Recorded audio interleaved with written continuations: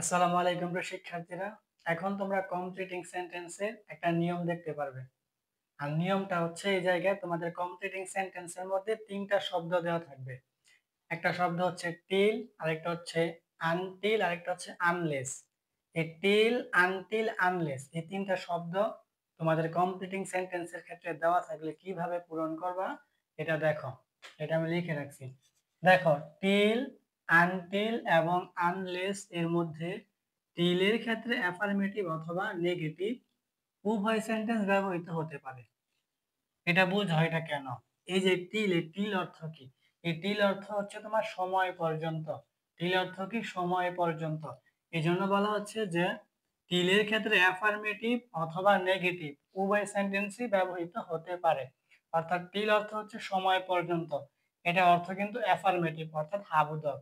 Affirmative মানে কি? হাবোধক। Negative মানে কি? নাবোধক। এখন এই টিল মানে সময় পর্যন্ত, যেহেতু অ্যাফার্মেটিভ এই জন্য এক্ষেত্রে অ্যাফার্মেটিভ অথবা নেগেটিভ যে কোনো বাক্যই আসতে পারে। তারপর দেখো, কিন্তু আনলেস আর আনটিলের পর সবসময়ই অ্যাফার্মেটিভ সেন্টেন্স ব্যবহৃত হবে। এটার মানে কি? দেখো, আনলেস অর্থ কি? আনলেস অর্থ হচ্ছে যদি না বা তা না হলে। এখন দেখো, আনলেস অর্থ দুইটা, একটা হচ্ছে যদি না, আরেকটা হচ্ছে তা না হলে। এখন যদি না, দেখো এর মধ্যে না আছে, তারপরে তা না হলে এর মতো না আছে। এখন এই যে আমাদের আনলেস অর্থ হচ্ছে যদি না বা তা না হলে, দুটোটা অর্থের মধ্যে কিন্তু না আছে। এখন যেহেতু এটা অর্থই না, এই জন্য পরেরটুকু হাবোধক বাক্য আসবে। তারপর হচ্ছে আনটিল। আনটিল অর্থ হচ্ছে যতক্ষণ না পর্যন্ত। যতক্ষণ না পর্যন্ত, দেখো এই জায়গাও না আছে। এখন এই দুইটা শব্দ হচ্ছে নাবোধক, এই জন্য যে শূন্যস্থানটা থাকে ওই শূন্যস্থানটা হাবোধক বাক্যে লিখতে হয়। বোঝা গেছে? এখন আরেকটা বিষয় হচ্ছে, এই ক্ষেত্রে যেই টেন্স থাকে সেই টেন্সেই উত্তর লিখতে হয়। অর্থাৎ আমাদের তো একটা অংশ দেওয়া থাকে, দেখো এই জায়গায় আমি এক্সাম্পল লিখে রাখছি, প্রত্যেকটা এক্সাম্পলে আন্ডারলাইন করা আছে। যে আন্ডারলাইন করা আছে এতটুকু কিন্তু পরীক্ষায় দেওয়া থাকবে না। এই আন্ডারলাইনের সাথে যে প্রথম অংশ, এই প্রথম অংশটা দেওয়া থাকবে। এই প্রথম অংশ দেখে তোমাদেরকে বুঝতে হবে এটা কোন টেন্স, ওই টেন্স অনুযায়ী তোমাদের ওই আন্ডারলাইন করে যে এতটুকু তোমাদেরকে নিজে নিজে পূরণ করতে হবে। এখন তোমাদের খেয়াল রাখতে হবে, এই টিল হচ্ছে একটা অ্যাফার্মেটিভ ওয়ার্ড। এখন এই ক্ষেত্রে অ্যাফার্মেটিভ বাক্য হতে পারে, নেগেটিভ বাক্য হতে পারে, অর্থাৎ হাবোধক ও নাবোধক। আর আনলেস আর আনটিল এই দুইটা অর্থ হচ্ছে নেগেটিভ, এই জন্য এই ক্ষেত্রে সবসময় অ্যাফার্মেটিভ বাক্য বসে। এখন এক্সাম্পল দিয়ে রাখছি, দেখো। প্রথম এক্সাম্পল হচ্ছে wait here until I come back, অথবা তুমি আই কাম ব্যাক না দিলে দিতে পারো আই রিটার্ন। এখন অর্থগুলো খেয়াল করো। ওয়েট মানে অপেক্ষা করো, হেয়ার মানে এখানে, আনটিল, আনটিল মানে যতক্ষণ না পর্যন্ত, আই মানে আমি, কাম ব্যাক মানে ফিরে আসছি, অথবা আই আমি রিটার্ন মানে ফেরত আসছি। ঠিক আছে? এখন আমি বলছিলাম কি, আমাদের আনটিল, আনলেস আর হচ্ছে টিল, এই তিনটার মধ্যে আমাদের আনলেস আর আনটিল এই দুইটার ক্ষেত্রে কি সবসময় অ্যাফার্মেটিভ বসে। এখন দেখো এটা কিন্তু আনটিল, এই আনটিল মানে কি? যতক্ষণ না পর্যন্ত, এটা একটা নেগেটিভ ওয়ার্ড। তাহলে এখন কি বাকিটা অ্যাফার্মেটিভ বাক্য লিখতে হবে। এখন তুমি এতটুকু পড়লা, ওয়েট হিয়ার আনটিল, এখন অপেক্ষা করো যতক্ষণ না পর্যন্ত।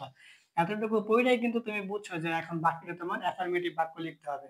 এখন অ্যাফার্মেটিভ বাক্য লিখো। এখন এটা কোন টেন্সে লিখবা, প্রেজেন্ট টেন্সে না পাস্ট টেন্সে?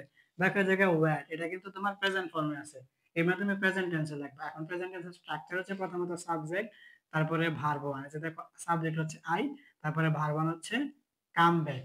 ঠিক আছে? দেখুন তুমি যে কাম ব্যাক না লিখো, তুমি এইটা লিখতে পারো আই রিটার্ন।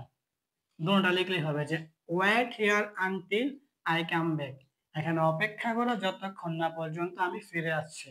বা wait here until I return, এখানে অপেক্ষা করো যতক্ষণ না পর্যন্ত আমি ফেরত আসছি, এরকম। ঠিক আছে? তাহলে আমাদের প্রথমত এইগুলা থাকতে, এই মানে আনটিল, যে এই আনটিল থাকলে আমরা কি বুঝি? অ্যাফার্মেটিভ বাক্য আনতে হবে। আমরা অ্যাফার্মেটিভ বাক্য আনছি আই কাম ব্যাক বা আই রিটার্ন, দুটোটা অ্যাফার্মেটিভ বাক্য মানে অ্যাফার্মেটিভ সেন্টেন্স। তারপরে হচ্ছে এটা প্রেজেন্ট ফর্মে ছিল, আমরা প্রেজেন্ট ফর্মে লিখছি। এইটা আমাদের খেয়াল রাখতে হবে যে এই জায়গায় আনটিল দেওয়া আছে না টিল দেওয়া আছে। 2 নাম্বার এক্সাম্পলটা দেখো, ইউ ওন্ট, দেখো এটা কিন্তু উইল নট, উইল নটের সংক্ষিপ্ত রূপ হচ্ছে won't. You won't get GPA 5 unless, এখন এতটুকু দেওয়া থাকবে প্রশ্ন। এখন তোমার এটার অর্থ কি? ইউ মানে তুমি, উইল গেট মানে পাওয়া, উইল নট গেট মানে তুমি পাবে না, জিপিএ 5 মানে জিপিএ পাস, আনলেস যদি না, আনলেস মানে কি, যদি না।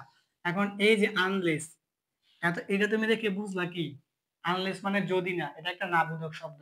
তাহলে তোমার পরে যে বাক্যটা আনতে হবে এটা অবশ্যই হা বোধক আনতে হবে। কারণ আমরা জানি আনটিল আনলেস এই দুইটার পরে সবসময় অ্যাফার্মেটিভ সেন্টেন্স বসে। এটা বোঝা গেছে। এখন তারপর আমাদের বুঝতে হবে এটা কোন টেন্সে আছে। দেখো গেট, এই গেট কিন্তু ভার্ব ওয়ান। দেখো আমাদের গেটের ভার্ব টু হচ্ছে গট, জিইউটি গট, এটা কিন্তু আমাদের ভার্ব টু। তাহলে এটা কিন্তু ভার্ব ওয়ান, মানে প্রেজেন্ট ফর্মে আছে, তাহলে আমাদের প্রেজেন্ট ফর্মে লিখতে হবে। তাহলে প্রথমত আমরা আনলেস দেখে বুঝছি এটা আমাদের কি করতে হবে, অ্যাফার্মেটিভ সেন্টেন্স লিখতে হবে। তারপরে গেট, এটা প্রেজেন্ট ফর্ম, মানে প্রেজেন্ট ফর্মে লিখতে হবে। এখন আমি কি লিখছি যে দেখো ইউ মানে তুমি, স্টাডি মানে পড়াশোনা, অ্যাটেন্টিভলি বা মনোযোগী ভাবে, অ্যাটেন্টিভলি মানে মনোযোগী ভাবে, ঠিক আছে। তাহলে you will not get GPA 5, তুমি জিপিএ 5 পাবে না, আনলেস যদি না ইউ স্টাডি অ্যাটেন্টিভলি, তুমি পড়াশোনা করো মনোযোগ সহকারে, ঠিক আছে। You will not get GPA 5 unless you study attentively, তুমি জিপিএ প্লাস পাবে না যতক্ষণ না পর্যন্ত বা যদি না তুমি ভালোভাবে বা মনোযোগ সহকারে পড়াশোনা করো, ঠিক আছে। তাহলে আমাদের দুইটা শর্ত ছিল, দুইটাই কিন্তু পূরণ হয়েছে। প্রথম শর্ত ছিল আমাদের আনলেস থাকলে অ্যাফার্মেটিভ বাক্য আনতে হবে। দেখো অ্যাফার্মেটিভ মানে হাবোধক বাক্য, হাবোধক বাক্য কিন্তু আসছে। তারপরে আমাদের দেখতে হবে এটা কোন টেন্স, প্রেজেন্ট টেন্স, প্রেজেন্ট টেন্সে কিন্তু আমরা করেছি, ঠিক আছে। পরেরটা দেখো ওয়েট হেয়ার টিল, এই যে দেখো টিল, এই টিল অর্থ হচ্ছে সময় পর্যন্ত, এটা একটা অ্যাফার্মেটিভ ওয়ার্ড মানে বোধক শব্দ। এখন এই ক্ষেত্রে আমরা অ্যাফার্মেটিভ সেন্টেন্স আনতে পারি, নেগেটিভ সেন্টেন্স আনতে পারি। এখন এটার অর্থ হচ্ছে ওয়েট হেয়ার টিল, এখানে অপেক্ষা করো সময় পর্যন্ত। এখন দেখো আমি এই জায়গায় অ্যাফার্মেটিভও লিখছি, নেগেটিভও লিখছি। নেগেটিভ হচ্ছে আই ডোন্ট কাম ব্যাক বা আই কাম ব্যাক, আমি ফিরে আসি। এখন তুমি যদি এতটুকু দাও যে wait here till I don't come back, এখানে অপেক্ষা করো যতক্ষণ আমি ফিরে না আসি, এই জায়গাটা যতক্ষণ না, যতক্ষণ হবে, এই টিল মানে যতক্ষণ, ঠিক আছে। ওয়েট হেয়ার টিল, এখানে অপেক্ষা করো যতক্ষণ। এখন এটা হচ্ছে তোমার ওয়েট মানে প্রেজেন্ট ফর্মে আছে, ভার্বটা তাহলে প্রেজেন্ট টেন্সে লিখতে হবে। এখন সাবজেক্ট হচ্ছে আই, তারপরে ডু, এখন বাক্যটা না বোধক করার জন্য নট মানে ডু নট মানে ডোন্ট, তারপরে হচ্ছে কাম, ভার্ব ওয়ান হচ্ছে কাম ব্যাক, ঠিক আছে। তাহলে wait here till I don't come back, এখানে অপেক্ষা করো যতক্ষণ আমি ফিরে না আসি, এই যে নেগেটিভ বাক্য। আমরা চাইলে অ্যাফার্মেটিভ লিখতে পারি, অ্যাফার্মেটিভ হচ্ছে আই কাম ব্যাক, আমি ফিরে আসি। তাহলে এটা হবে wait here till I come back, এখানে অপেক্ষা করো যতক্ষণ আমি ফিরে আসি, ঠিক আছে। তাহলে তোমরা আই ডোন্ট কাম ব্যাকও দিতে পারো, আই কাম ব্যাকও দিতে পারো, ঠিক আছে, দুটোটাই হয়। যেহেতু টিল, টিলের ক্ষেত্রে তোমরা অ্যাফার্মেটিভ বাক্য লিখতে পারো, নেগেটিভও লিখতে পারো। এখন খেয়াল রাখতে হবে এটা প্রেজেন্ট টেন্স, এই জন্য সাবজেক্ট হিসেবে আই, তারপরে ডু নট, তারপরে ভার্ব ওয়ান, এই জায়গায় দেখো সাবজেক্ট আই, তারপরে ভার্ব ওয়ান, ঠিক আছে। ভার্ব ওয়ান মানে প্রেজেন্ট ফর্মে আছে, আমরা প্রেজেন্ট ফর্মে করছি। আর হচ্ছে টিল, এই টিলের ক্ষেত্রে আমরা অ্যাফার্মেটিভও করতে পারি, নেগেটিভও করতে পারি। এই যে এটা আমরা নেগেটিভ করছি আর এটা হচ্ছে আমরা অ্যাফার্মেটিভ করেছি। তাহলে এখন এতটুকু হয় যে wait here till I don't come back, এখানে অপেক্ষা করা যতক্ষণ আমি ফিরে না আসি, এই যে নাবোধক বাক্য। আর তুমি যদি হাবোধক বলো তাহলে wait here till I come back, এখানে অপেক্ষা করা যতক্ষণ আমি ফিরে আসি। সর্বশেষ এক্সাম্পল দেখো ওয়ার্ক টায়ারলেসলি আনটিল, এতটুকু থাকবে। এখন দেখো ওয়ার্ক মানে কাজ করো, টায়ারলেসলি, এই টায়ার মানে কি ক্লান্ত হওয়া, আর টায়ারলেসলি মানে ক্লান্তহীন ভাবে বা নির্লস ভাবে, মানে ক্লান্তই হবা না এরকম। ওয়ার্ক টায়ারলেসলি মানে কাজ করে তুমি নির্লস ভাবে বা ক্লান্তহীন ভাবে। আনটিল, আনটিল কি যতক্ষণ না পর্যন্ত ইউ তুমি বিকাম হও কি সাকসেসফুল মানে সফল। এখন দেখো এই জায়গায় এই সাকসেসফুল নিয়ে একটা আমাদের সমস্যা হয়, কোনটা ভার্ব কোনটা নাউন আমরা চিনতে পারি না। এটা আমি একটা নোট লিখে রাখছি, তোমরা এই নোটটা লিখে রাখতে পারো। দেখো সাকসিড, এই সাকসিড মানে হচ্ছে সফল হওয়া, এটা হচ্ছে ভার্ব। আর সাকসেস এটা অর্থ হচ্ছে সফলতা, এটা হচ্ছে নাউন। আর সাকসেসফুল এটা অর্থ হচ্ছে সফল, এটা হচ্ছে অ্যাডজেক্টিভ, ঠিক আছে। এটা মনে রাখতে হবে। এই সাকসিড এটা হচ্ছে ভার্ব, এটা অর্থ হচ্ছে সফল হওয়া। আর সাকসেস এটা হচ্ছে নাউন, এটার অর্থ হচ্ছে সফলতা। আর সাকসেসফুল এটা হচ্ছে অ্যাডজেক্টিভ, এটার অর্থ হচ্ছে সফল। অনেকে বোঝে না যে কোনটা ভার্ব কোনটা নাউন কোনটা অ্যাডজেক্টিভ, ঠিক আছে।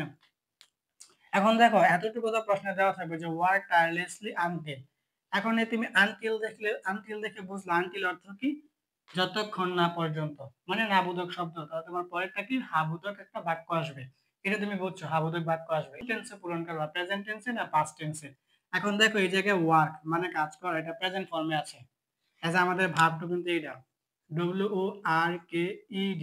যদি ওয়ার্ক মানে ইডি টু হইতো তাহলে আমরা বুঝতাম এটা ভার্ব টু।